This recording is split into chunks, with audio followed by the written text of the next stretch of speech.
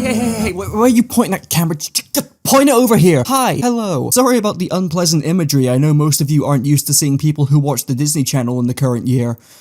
Also, I think our cameraman might have Parkinson's. You know what I like? Crossovers. It's really cool seeing a thing you like crossover with another thing you like, and it can lead to all kinds of creative stories utilizing the strengths of both properties. There's a reason why Marvel fans get excited when their wife has a crossover of their best friend in bed. Really ahead of their time, those guys. It's unexpected, it's surprising, and it's just cool to watch these super different characters interact with each other. By the way, she has in fact signed the divorce papers, so you should probably take care of that. I heard she's taking the kids and the Funko Pops. Now, Disney, they're no stranger to crossovers in the slightest. With the insane amount of IPs they own the rights to, there was bound to be a couple or dozen scattered around over the years. And while a shocking number of them do happen to be Disney sitcom slop, there was one Disney crossover show that I used to watch obsessively as a kid and still holds up shockingly well to this day. I'm of course talking about House of Mouse, a massive number of Disney characters faithfully reanimated and voiced, all attending a club hosted by Mickey Mouse and his friends as they gave the viewers a clip show of all the new Disney cartoons in between their own original stories for each episode. It's the most amount of effort I've ever seen put into a clip show. The animation was fantastic, the presentation overall was really charming, and the writing was on point, and it's still funny to me as an adult. While the crossover characters didn't exactly play a massive role in the episodes, they still managed to bring back all of their old VAs to reprise their roles, and they were still given some really funny dialogue and neat character interactions. I used to be obsessed with this show as a kid. My family had a fair few DVDs of the show that I used to play on repeat, though I'm not sure if they were official and weren't just burned onto an already blank disc. We lost a lot of them a while ago, and the only House of Mouse DVDs I can find online are the Christmas and Villain specials. But while this was far from my ideal Disney crossover, House of Mouse was pretty neat. I'll get a chance to show your audience some real comedy. Oh, I didn't know they made a film of your last date.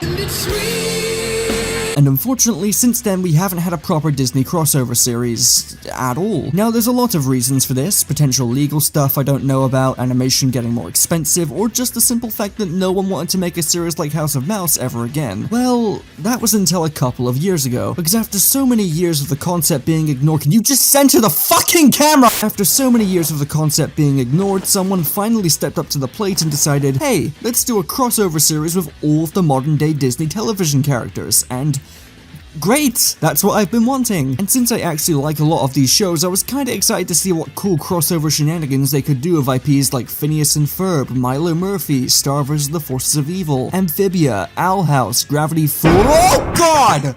Dipper, what did they do to you?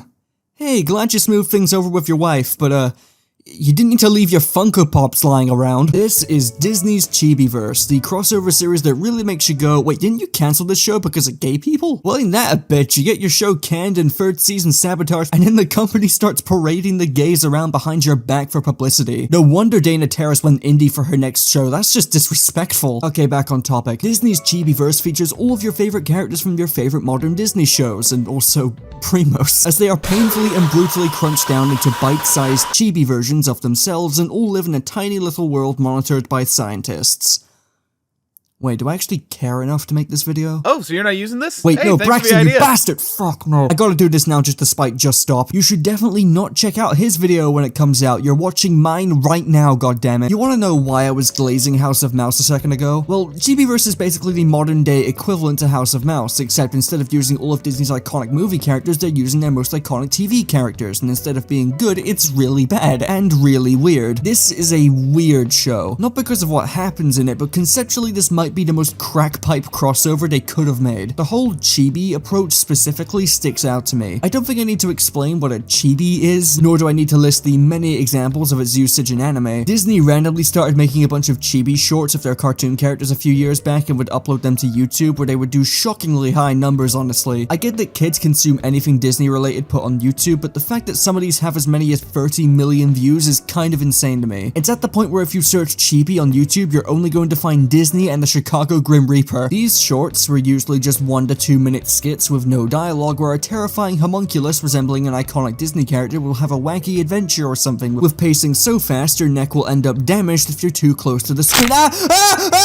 Simplest way I can describe these shorts is that while they're surface level cute and completely harmless, It's a content farm. It's an officially licensed Disney content farm. The animation and artwork are super simple and far easier to animate than normal Disney stuff. A lot of the stories are either nonsensical or just so fast-paced you have to actually be an infant to enjoy them, and they're easily mass-produced and re-uploaded multiple times in a row on YouTube in the form of individual uploads and multiple compilations. It's free and very easy money, and frankly from a business perspective it's absolutely genius. And I'm guessing that Disney being Disney, seeing there was easy money on the table, gave the green light for an entire show based around this concept, which, you know, fair enough I guess. Business got a business at the end of the day, and it's not like there's anything of actual quality on the Disney Channel these days, but you take one look at this show and you realize a few things that feel off. Again, the whole chibi thing, I'm gonna keep it real, this is not chibi. This is like the most corporate recreation of what chibi actually looks like I've ever seen. Chibi has so many interesting and different ways in which it can look that make it really fun, and the most that Disney's Chibiverse can really muster is crunching down all of the character designs and just slapping some weird looking anime eyes on them. That comparison to Funko Pops wasn't just me trying to be cute and tying up a previous joke, they deadass just look like Funko Pops. It's such a bland yet ugly art style, and if we're being real here, the only reason we got a Disney crossover show in this not chibi art style is for budget reasons. These character designs are extremely simple and are given pretty limited animation. This series does not look that expensive to produce, nor that time consuming to animate. Animation is always going to take a while no matter how simple it looks, but going by Disney standards, it's clear this is a very low budget series. Anyway, too long don't watch. It's not Black Butler and They Won featuring I'm Alive by Becca, okay? I am extremely biased. Second of all, the whole show has this sickening corporate atmosphere to it, and I really don't like it. It feels like a show that was scientifically engineered to appeal to the fandoms of many popular long-ended Disney shows, and given that one of the episodes specifically focuses on shipping, complete with inserting the fan-made names for ships like Starco and Lumity, it's clear the people behind this show know exactly who their target audience is outside of very little kids. A lot of these shows maintain active fandoms to this day that are mostly comprised of teens to young adults, and bringing back all of these shows and their respective voice actors and throwing them into a goofy crossover world is a very good marketing strategy. I probably would have loved this show if it had a budget and actually had effort put into its writing, we'll get there. And on that note, the show just feels super tone deaf when you realize that a good number of shows featured here were not exactly treated the best by Disney while they were still airing. I already ranted about Owl House, but dude, Wonder Over Yonder? Disney threw that show in the trash. There's something extremely tone deaf about seeing these shows be resuscitated into this cold corporate chibi aesthetic and puppeted around after Disney dealt them such a bad hand. And I wish I could say the show itself had some redeeming qualities, but guys, there's only so many blanks I can draw, my brain can only comprehend so much slop, I'm a feeding Spider-Man main, leave me alone. Chibiverse, much like House of Mouse, is a clip show, and unlike House of Mouse, it's incredibly lazy about it. Animation aside, the actual writing of Chibiverse feels like I'm being fed feet first into a wood chipper, whereas House of Mouse had smart and witty dialogue and actually interesting interactions between its crossover characters, Chibiverse barely has what I would call jokes. Every original segment of this show, specifically the first 2 seasons, is a constant stream of the most nothing,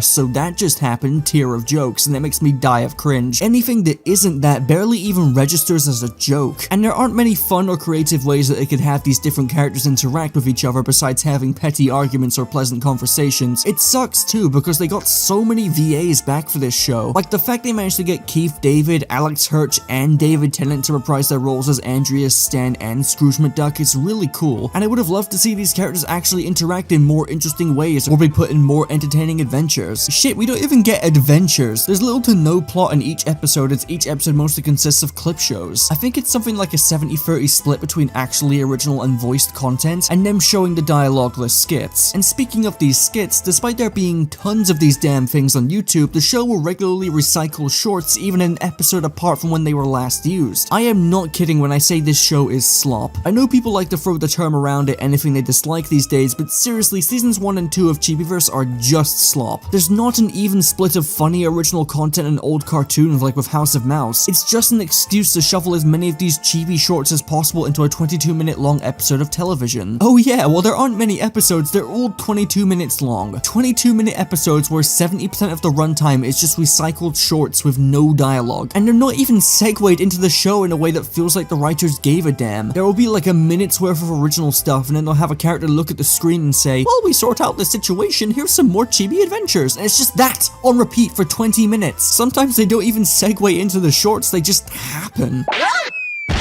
Make that 3. What? There was no transition, they just cut to the shorts. Oh my god, this show is so lazy. Now, the show isn't without its charms, obviously. As bad as the presentation is and how short the original stuff is too, there are some moments here that I thought were kind of amusing. I'd give our next guest a pat on the back, but she's recovering from a sword wound.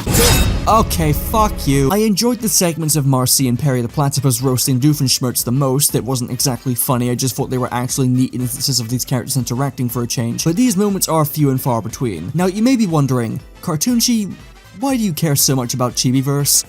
I like crossovers, man. Also, this show is clearly trying to appeal to the teenage young adult audience that makes up the majority of these shows' online fandoms, which just so happens to make me the target demographic for a change, so I'm gonna be a dickhead and say that I wish we had a better Disney crossover show. I really do love House of Mouse. In fact, sometimes when I'm bored, there's a good selection of comfort shows I like to put on while I do other things, and House of Mouse is one of them. Ideally, I would want a Disney crossover show to not rely so heavily on being a clip show, and actually have these characters cross over and interact in more meaningful ways. I want to see fun adventures with these characters, and while House of Mouse managed to make the clip show stuff work, it doesn't change the fact that I'd really like it if we had a proper crossover show featuring all of these iconic Disney characters that actually had a budget. It's a long shot, obviously, given the current state of Disney, but I guarantee if they made a show like that and put it on Disney Plus, it would do crazy well, especially if it's trying to appeal to kids and, more importantly, the many active fandoms these shows still have. The Gravity Falls fandom specifically is desperate for new content, especially if it's animated, and the show keeps exploding with new fans every year. Amphibia and Owl House similarly have very active fandoms online. You can't go 5 minutes on Twitter without seeing a massive account tweeting about their nostalgia for Phineas and Ferb, Kim Possible, etc., and getting millions of impressions. If there was an actual crossover show for Disney television characters that had a lot more time and effort put into it instead of being disposable brain rot, then that'd be f***ing awesome. I know tons of people who'd watch that, and it really puts into perspective how pathetic Chibiverse is as an attempt at appealing to these fandoms. This is far below the bare minimum.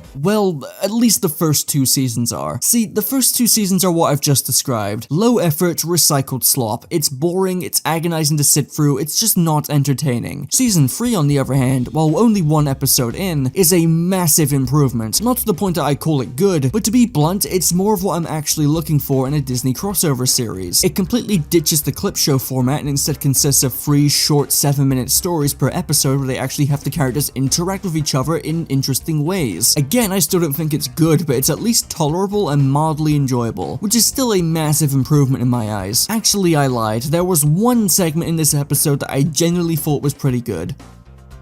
Would you like to guess which one it was? Look, I'm not even trying to glaze Gravity Falls here, please do not hold this against me. The Stan's 11 segment where Stan gets together a team of characters to rob Scrooge McDuck was legitimately the first time throughout the whole show that I laughed. Again, I get I'm the Gravity Falls glazing guy, but how else am I meant to explain why there was a sudden jump in writing quality the moment Stan and Seuss get put in an episode and Alex Hirsch gets thrown into the recording booth? My whole life I've had one humble dream: to rob Scrooge McDuck. The jokes in this one are actually funny, creative, and I mean, it's Stan Pines versus Scrooge McDuck. These are the kinds of creative pairings of characters that I want to see, as it leads to an episode that I genuinely think is funny and worth watching. Like hearing Stan Pines say all his life he's wanted to steal from Scrooge McDuck is so comically jarring, yet absolutely something Stan himself would say. Like, I can't say much else, that is just funny. It's just funny. And I'm hoping that the rest of the episodes for season 3 are as good as this. As much as I still despise the presentation, season 3 at the very worst will just be pleasant but inoffensive, which I will take any day over an officially licensed content farm. And if they ever do revisit the concept of a Disney crossover show, just make it more like this. No more lazy clip shows, and if you're gonna put effort into the clip shows, then don't do that either. Do something fresh with these characters. Do stuff that appeals to longtime fans and kids alike. There is so much potential for a good Disney crossover series. Hell, a Disney crossover anything. Like, how are we in a reality where both Cartoon Network and Nickelodeon get to have Smash clones, but the most Disney does is hit Dr. Doofenshmirtz with the Funko Pop beam? Chibiverse is a very weird series, and if you're the type of person who doesn't mind how it looks or how shitty the writing is, and just want to see your favorite character and hear your favorite VAs, then I won't stop you from enjoying yourself.